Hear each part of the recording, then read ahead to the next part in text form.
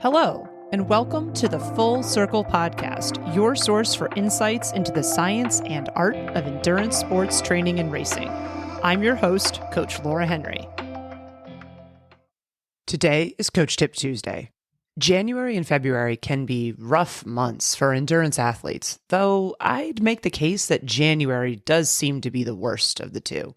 Winter has fully settled in by the time that January rolls in, and unlike the wintry months that preceded it, November and December, January doesn't boast the warm coziness and comfort of the holidays where good food, gatherings with loved ones, and merriment make the time pass enjoyably and quickly. January is also a full 31 days long, while February only requires us to manage 28 days of winter, well, 75% of the time, anyway. February also brings the promise of spring on the other side of it, while January is just, well, sandwiched right smack dab in the middle of most people's least favorite season of the year, and therefore is a month that can feel like a grind. While winter is a beautiful season to some, including me, I love it, the truth of the matter is that it is a season that many people trudge, slog, and just get through. Daylight is limited, sunshine is less abundant, temperatures are lower, there isn't as much going on, and getting around is tougher. As a result, many people retreat inwards and do not engage in the same behaviors or activities that they do when the sun is shining and the temperatures are warm. For some people, these inward retreats are intentional. For others, these retreats can be better described as something that happens to them at this time of the year. Either manifestation represents seasonality, behaviors and habits that change in alignment with specific, different time periods during the year. In her beautiful book, Wintering, The Power of Rest and Retreat in Difficult Times, Catherine May strongly advocates for leaning into these periods and to have them be replenishing for both the body and the mind. She also encourages us to observe how the other creatures who we share the planet with handle winter. Plants and animals don't fight the winter. They don't pretend it's not happening and attempt to carry on living the same lives that they lived in summer. They prepare. They adapt. They perform extraordinary acts of metamorphosis to get them through. Winter is not the death of the life cycle, but its crucible. This is wonderful advice, and it is true that we can prepare for impending winters instead of fighting them. But what happens when we're already in the midst of winter and when we find ourselves lacking motivation, ambition, or energy to do any of the activities or behaviors that once brought us joy? What do we do then? Over the years, I've encountered this feeling and situation. It can feel pointless, if not downright impossible, to get going for a workout at this time of the year. As a coach, I have definitely watched many athletes face the same thing. While the fresh start effect of a new year can absolutely be motivating for some athletes who I coach and can catalyze them into renewed energy to engage with workouts and their training, I find that there's at least an equal number of athletes who don't react this way. Instead, they disengage and don't complete many workouts at all. These athletes are not alone. 58% of all people, athletes and non-athletes, become less active during the winter season. Unfortunately, this decrease in engagement with training is detrimental when it comes to successfully achieving endurance sports goals. Maintaining consistency with workouts and training through the winter and off-season is a vital part of setting any athlete up for the highest probability of successfully reaching endurance sports goals. But as the character Morpheus says in The Matrix, there's a difference between knowing the path and walking the path. You can intellectually understand all day long that doing workouts is important, that doing them now will help you to get to where you want to go later, and that movement and/or exercise is the most impactful and significant behavioral intervention that someone can do to help both their mental and physical health. But just because you intellectually understand this does not mean that you will automatically be primed, ready, and willing to do something actionable about it. As cliche as it sounds, success is only ever the tip of an iceberg. It does not happen overnight. It is not the result of a single big breakthrough. Instead, success is the summation of hundreds, if not thousands, of small choices, deeds, actions, and behaviors over time. And thus, it starts with the small, perhaps seemingly insignificant, intentional choices you make every single day of your life. So when you find yourself lost in a fog of wintry blues, don't take on the all too common athlete mentality of all or nothing when it comes to doing something. Something is better than nothing.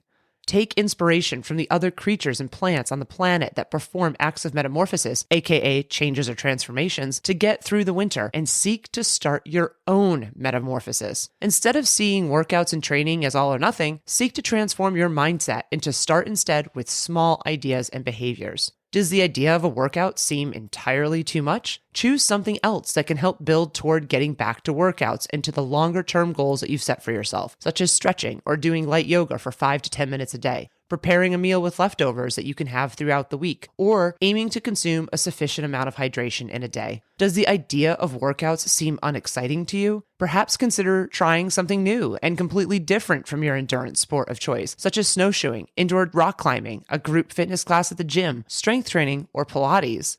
As far as actual endurance sports workouts go, one of my favorite suggestions for athletes who are struggling with finding the motivation to do workouts for their primary sport is to just get started. For as little as 5 or 10 minutes, hop on your bike, go for a run, swim a few laps, just for 5 or 10 minutes. And when you tell yourself that you're going to do insert workout type here for 5 to 10 minutes, also give yourself permission to stop after 5 to 10 minutes. If you tell yourself that you only need to do 5 or 10 minutes, that can often make a workout feel less intimidating. 5 or 10 minutes sounds a lot better than 30 or 60. If you actually stop after 5 to 10 minutes, great. That's 5 to 10 minutes more than you probably would have done otherwise. But something sneaky happens when we take that initiative to get moving. It's easier to keep moving. An object in motion stays in motion. Probably unbeknownst to him, Isaac Newton wasn't only talking about physical actions when he developed his first law of motion. It's mentally easier for us to stay in motion once we get moving as well. That initial hurdle is often the biggest and perhaps only hurdle that is holding us back. So if we effectively trick ourselves into getting moving for 5 to 10 minutes, we often find that it's easier to stay moving for a bit longer, maybe even for the full length of the planned workout. It's the seemingly small decisions, habits, and behaviors like these that set the stage to come through a season of retreat and to reestablish consistency. All too often, we mistakenly think that consistency means doing all of the things, every day, all of the time.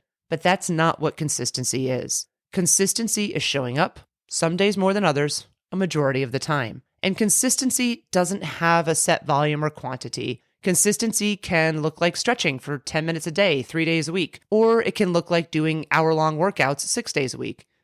Neither is better or worse than the other. Both embody the spirit of what is necessary to build positive and constructive habits and to see gains over time. In other words, showing up, doing the work, even if, and perhaps especially if, it feels slightly repetitious and boring, is the foundation from which all successful goal achievement and mastery starts. Winter may be a season where you struggle to do workouts and to make noticeable forward progress towards your goals. If you find yourself here, know that you are not alone. Also know that the hardest day to do a workout is the day after you don't do a workout, or the day after a longer period of time when you haven't done workouts. Understand that it's going to feel challenging and hard to get started. And even if it feels like it's too hard or too much to take even that first step, seek out something to do that feels more approachable, even if it doesn't resemble your endurance sports workouts. Start small and let those little wins help you build to bigger, more specific wins over time. That was another episode of the Full Circle Podcast. Subscribe to the Full Circle Podcast wherever you listen to your favorite podcasts. If you like what you listen to, please be sure to leave us a rating and review, as this goes a long way in helping us reach others. The thoughts and opinions expressed on the Full Circle Podcast are those of the individual. As always, we love to hear from you and we value your feedback. Please send us an email at podcast@fullcircleendurance.com or visit us at fullcircleendurance.com/podcast. To find training plans, see what other coaching services we offer, or to join our community, please visit fullcircleendurance.com. I'm Coach Laura Henry. Thanks for listening.